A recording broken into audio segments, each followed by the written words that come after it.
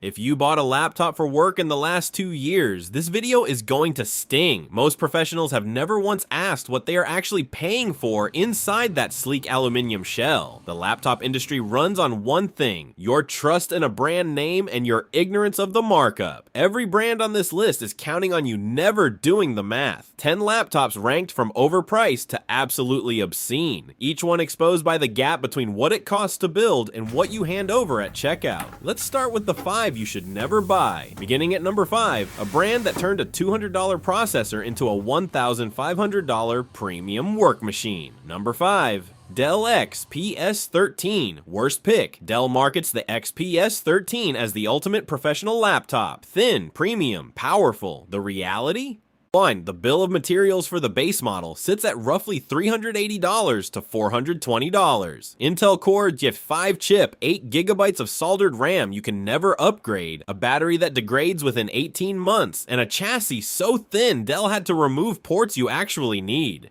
Yet it retails at $1,299. That is a markup of over 3 times the build cost. And you are not paying for engineering. You are paying for the logo on the lid and a marketing budget that convinced every tech blogger to call it the MacBook killer for 6 straight years. The thermal throttling problem, where the XPS overheats under sustained workloads, has been reported since 2019. Dell knows. They chose a thinner body over a functional cooling system because thin cells and thermals don't photograph well. You are not buying a professional tool.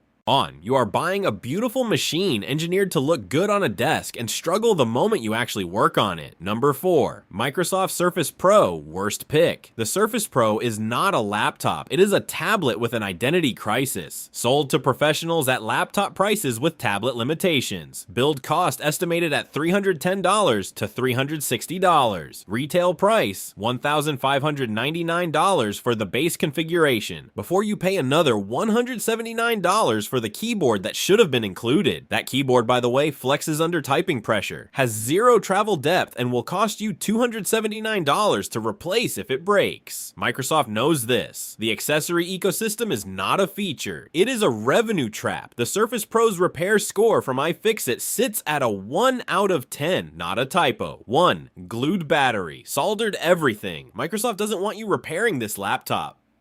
They want you buying the next one. If you are paying $1,800 for a full Surface Pro setup, you are not investing in productivity. You are funding Microsoft's most profitable accessory scheme. And the joke is entirely on your expense report. Number 3. HP Spectre X360. Worst pick. HP spent $400 million on marketing last year. Their R&D budget for actual product improvement? A fraction of that. The Spectre X360 costs approximately $390 to build. It sells for $1,399. The OLED display is stunning for the first 18 months. Then the burn-in starts. HP's own forums are flooded with professional users reporting ghosted taskbars and static UI elements permanently baked into the screen.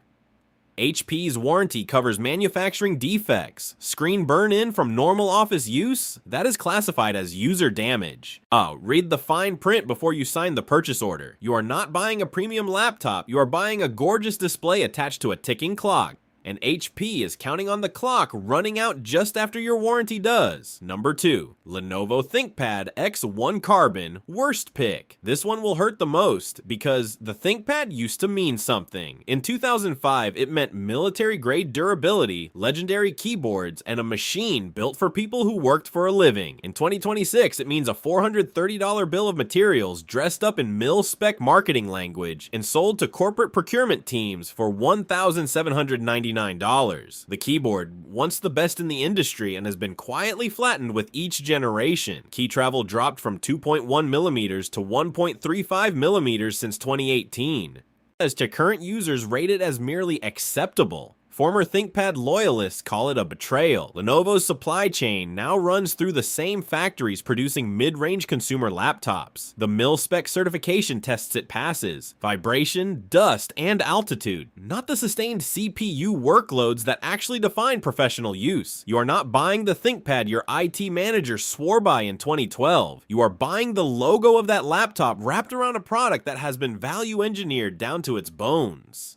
Number 1 worst. Apple MacBook Pro M4 base model Apple has mastered what Balenciaga does with sneakers, selling a story so powerful that questioning the price feels like a personal failure. The base MacBook Pro M4. Bill of materials? Approximately $480 to $530 per unit, confirmed by teardown reports from iFixit. And if you are buying the base MacBook Pro for serious professional work, you are not making a smart investment. Here, you are paying Apple $1,090. iFixit score of 7 out of 10. Not sexy, not thin, completely brutally functional. The E-Series is what the X1 Carbon used to be before Lenovo discovered that professionals would pay double for carbon fiber branding. Same Intel Core processor, same keyboard, DNA, half the price. Zero compromises on the things that actually matter when you are 3 hours into a deadline. Number 4 best. Framework, Laptop 16.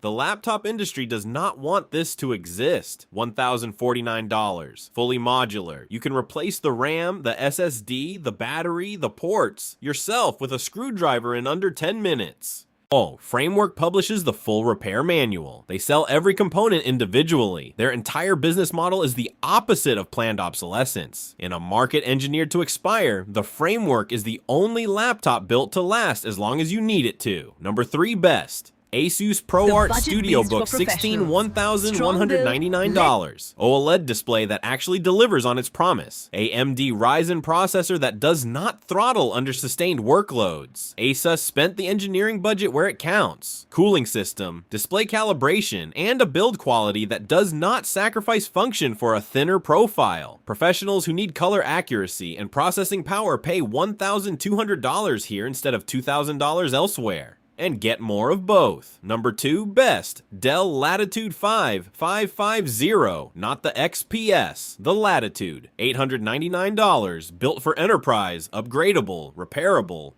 Designed for the person who needs a laptop to work, not to impress someone in a coffee shop. Dell's own internal data shows the Latitude line has a 40% lower failure rate than the XPS in enterprise environments. They just never tell consumers that, because consumers buy the XPS. Number 1 best. Apple MacBook Pro M4 Pro, 14-inch, 24 gigabytes. Yes, Apple makes the worst and the best laptop on this list. The Pro chip model at $1,999 with 24 gigabytes unified memory is a different product entirely. Not because of the chip, but because of the memory headroom. The performance per watt is unmatched. Battery life in real professional workloads is unmatched. The resale value after 3 years is unmatched. This is the only laptop on this list where the premium is actually justified by what is inside, not by what is printed on the lid. If you are going to buy Apple, buy this one. If you are buying the base model, you are funding their margin, not your productivity. The laptop industry survives on one thing: your assumption that price equals quality. It does not. It never did. The math is brutal. The markup is real. And the brands at the top of this list are counting on you never doing the addition. Start now. Demand specs. Stop paying for a story when you could be buying a machine. Drop your laptop in the comments. Let's do the math together.